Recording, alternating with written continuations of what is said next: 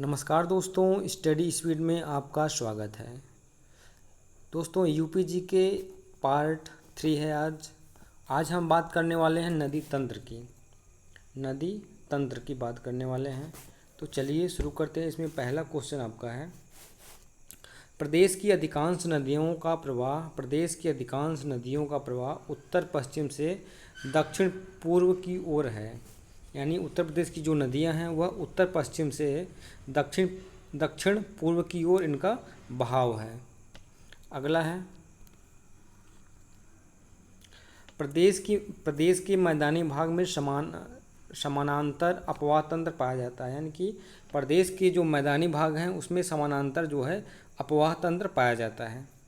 अगला है, राज्य की सर्वाधिक प्रदूषित नदी जो है यमुना नदी है।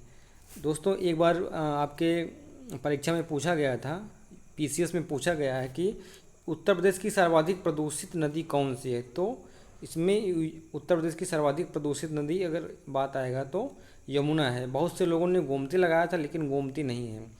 तो सर्वाधिक प्रदूषित नदी जो है यमुना नदी है। आगे है, गंगा नदी कन्नौज से वाराणसी तक सर्वाधिक प्रदूषित नदी है। अगर गंगा नदी की बात करें तो कन्नौज से लेकर वाराणसी तक सर्वाधिक प्रदूषित नदी है।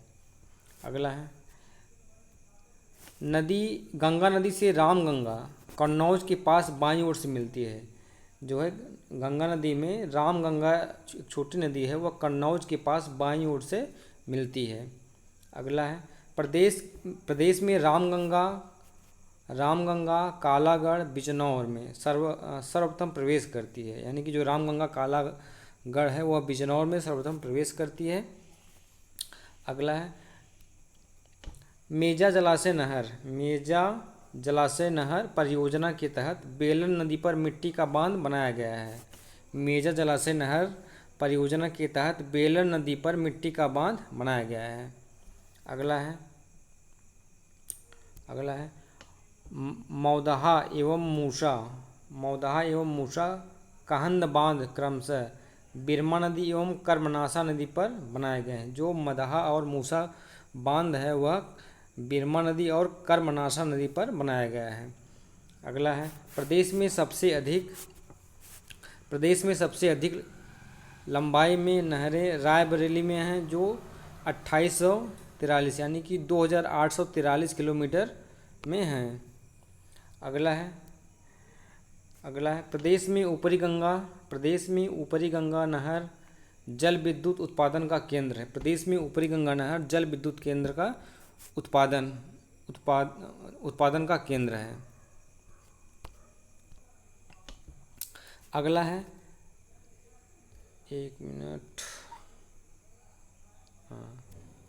अगला है, शिवालिक श्रेणी को काटकर गंगा ऋषिकेश हरिद्वार मैदान में पहली बार प्रवेश करती है और फिर बिजनौर के ज़िले में प्रवेश करती है। यानी कि जो शिवालिक श्रेणी को काटकर गंगा नदी जो है ऋषिकेश हरिद्वार मैदान में पहली बार प्रवेश करती है और फिर बिजनौर ज़िले में प्रवेश कर जाती है। अगला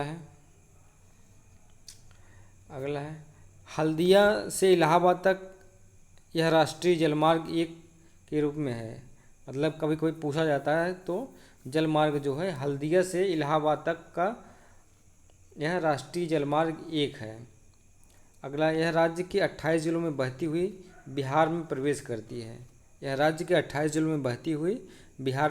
करती है। अब बात करेंगे यमुना की। यह प्रदेश में यमुना नदी का प्रवेश कभी कभी पूछता है कि यमुना नदी का प्रवेश स्थान कौन सा है। तो यमुना नदी का प्रवेश स्थान सहारनपुर के फैजाबाद नामक स्थान पर होता है। यमुना नदी का जो है प्रवेश सहारनपुर के फैजाबाद नामक स्थान पर होता है। अगला है, बेतवा नदी इससे हमीरपुर के पास मिलती है। यानी कि यमुना की सहायक नदी जो है बेतवा है और हमीरपुर के पास इसमें आके मिल जाती है। अगला है, इससे बांदा के पास केन नदी मिलती है। जो यमुना नदी है बांदा में के नदी आकर इससे मिलती है। बांदा में भोजहा नामक स्थान पर मिल जाती है। बांदा नदी जो है यमुना में जो है भोजहा नामक स्थान पर मिल जाती है। यह नदी जो है कुल 19 जिलों में बहती हुई प्रयाग में गंगा से मिल जाती है। यमुना जो है कुल 19 जिलों में बहती हुई प्रयाग में जो है गंगा में मिल जाती है। अब बात करते हैं शारदा काली नदी की। यह प्रदेश में सर्वप्रथम पीलीभीत जिले में प्रदेश में सर्वप्रथम पीलीभीत जिले में प्रवेश करती है और सीतापुर के पास घाघरा नदी में मिल जाती है।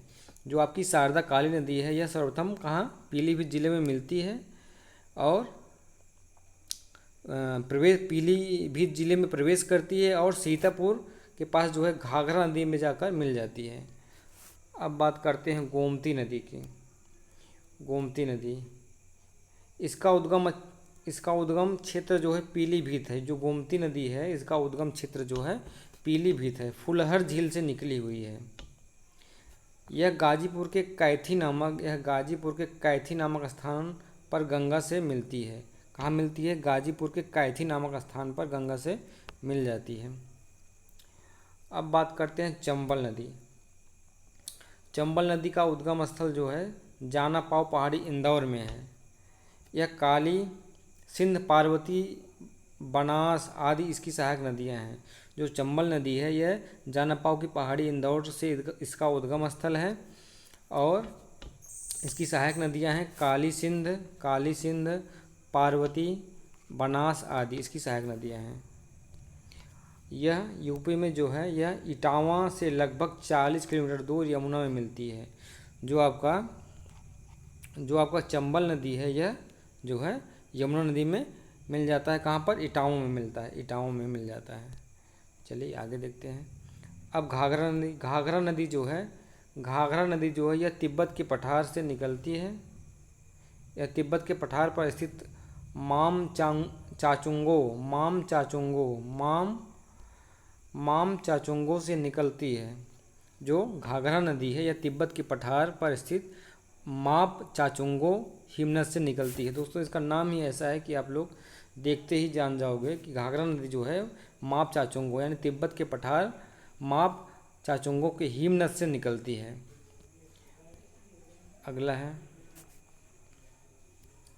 यह नदी जो है पर्वतीय क्षेत्र से कर्नाली तथा मैदानी क्षेत्र में घाघरा के नाम से जानी जाती है। यह नदी जो है पर्वतीय क्षेत्र में कर्नाली तथा मैदानी क्षेत्र में घाघरा के नाम से जानी जाती है।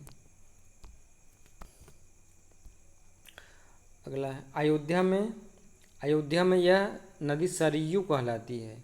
अयोध्या में यह नदी जो है सरयू कहलाती है और अयोध्या से आगे बढ़ने पर देवरिया के पास बरहज में राप्ती नदी से मिलती है तथा छापरा के पास गंगा में मिल जाती है। यानी कि यह नदी जो है अयोध्या में इसे जो सरयू के नाम से जानते हैं और अयोध्या से आगे बढ़ने पर देवरिया के पास बरहज में राप्ती नदी में मिल जाती है तथा छापरा के पास गंगा नदी में मिल जाती है। अब राप्ती नदी के बारे में देख लेते हैं। राप्ती नदी जो है नेपाल के रूकमकोट नामक स्थान से निकलती है। इसकी मुख्य सहायक नदी जो है रोहिणी नदी है।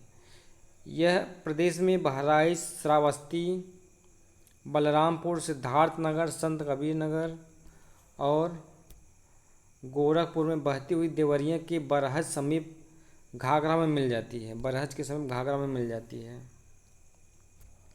अगला है बेतवा नदी। इसका उद्गम स्थल जो है भोपाल के दक्षिण पश्चिम से है। बेतवा नदी का जो है उद्गम स्थल जो है कहाँ पर है? भोपाल के दक्षिण पश्चिम जो है से।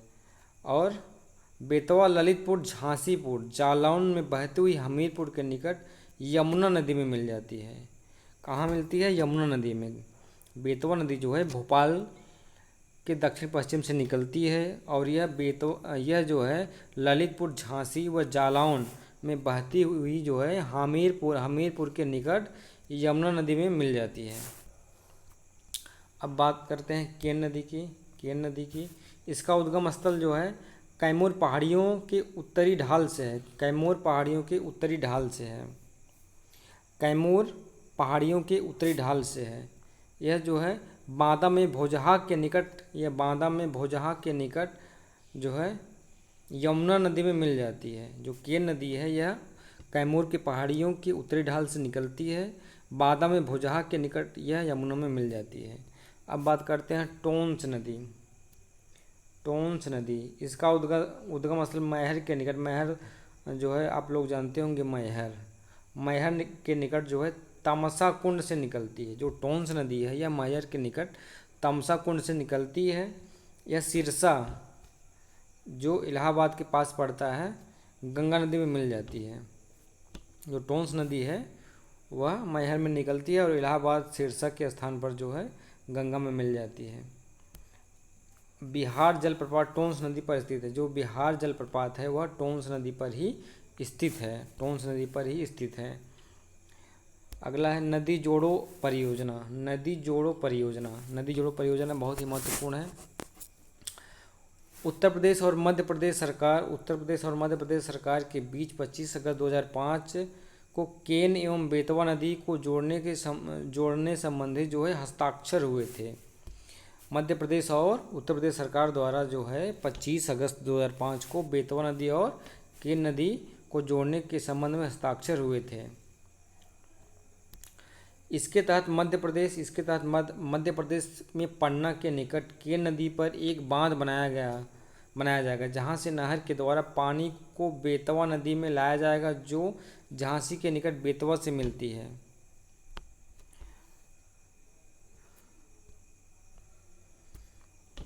आगे है नदियों के किनारे बसे प्रमुख नगर। यह अक्सर परीक्षाओं में पूछा जाता है, बेहद ही महत्वपूर्ण है। नदियों के किनारे बसे प्रमुख नगर, तो गंगा किनारे कौन कौन से जो है शहर बसे हुए, चलिए देखते हैं।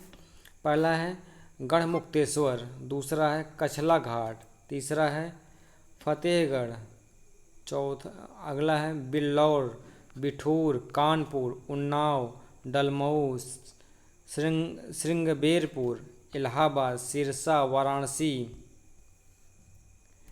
गाजीपुर, शेरपुर, बलिया। मतलब इतने शहर जो है गंगा नदी के किनारे बसे हुए हैं। अब यमुना नदी की बात करते हैं। यमुना नदी की जो है बागपत, वृंदावन, मथुरा, आगरा, बटेश्वर, इटावा, हमीरपुर, कौशाम्बी, इलाहाबाद जो है इतने शहर यमुना नदी के किनारे बसे हुए हैं। अब बात करते हैं गोमती नदी की। तो गोमती नदी का जो है आपका राजधानी लखनऊ, जौनपुर, सिराज हिंद जो है सुल्तानपुर, यह जो है गोमती नदी के किनारे बसे हुए शहर हैं। अब बात करते हैं सरयू नदी की। सरयू नदी के किनारे जो है अयोध्या नगर, राम जन्मभूमि जो है गोला, बडहलगंज, ये सरयू नदी के किनारे हैं। अब बात करते हैं राप्ती नदी के किनारे जो है कौन सा शहर है, गोरखपुर जो है राप्ती नदी के किनारे शहर बसा हुआ है। बेतवा नदी के किनारे हमीरपुर, मंदाकिनिया, पैस्विनी के किनारे चित्रकूट, रामगंगा जो है मुरादाबाद जो है शहर बसा हुआ है, रामगंगा। सई जो है प्रतापगढ़ शहर बसा हुआ है, सई के किनारे प्रतापगढ़ शहर बसा हुआ है। और सोन जो है सोनभद्र, इसी के नाम पर सोनभद्र जो है इसी के नाम पर जो है सोनभद्र पड़ा हुआ है। और हिंडन नदी जो है गाजियाबाद जो है हिंडन नदी के किनारे गाजियाबाद शहर जो है। तो दोस्तों आज के लिए बस इतना ही। अब अगले पार्ट में हम आपके लिए लेकर आएंगे सिंचाई जो है। आज नदी वाला कंप्लीट हुआ। दोस्तों देखते रहिए, चैनल को सब्सक्राइब करिए, लाइक करिए, शेयर करिए। धन्यवाद।